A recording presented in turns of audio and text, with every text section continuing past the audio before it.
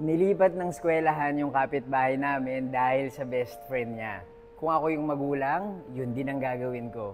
Story time! Grade 3 yung kapitbahay naming si Daniel. Madaldal siyang bata at lagi siyang may kwento kapag umuwi. Nag-e-enjoy siya sa school at lagi niyang kinikwento yung best friend niyang si Mika.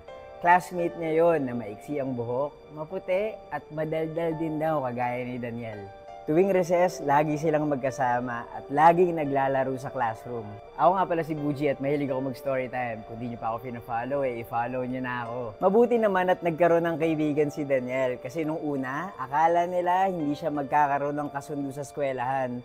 Nung first days kasi, lagi siyang umiiyak at sinasabi niya na ayaw na raw niyang pumasok. Pero nagbago ang lahat nung nakilala niya si Mika at naging mag-best friend sila. Sabi ni Daniel, lagi raw siyang ini-invite ni Mika sa bahay nila. Natuwa naman yung parents ni Daniel dahil nagkaroon siya ng best friend.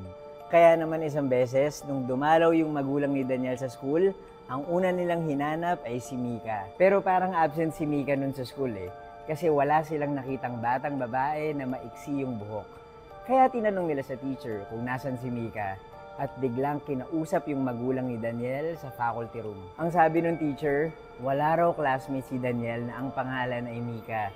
At dito mas natakot yung magulang dahil sabi pa ng teacher, meron daw batang babae na nag-aaral sa school na yon.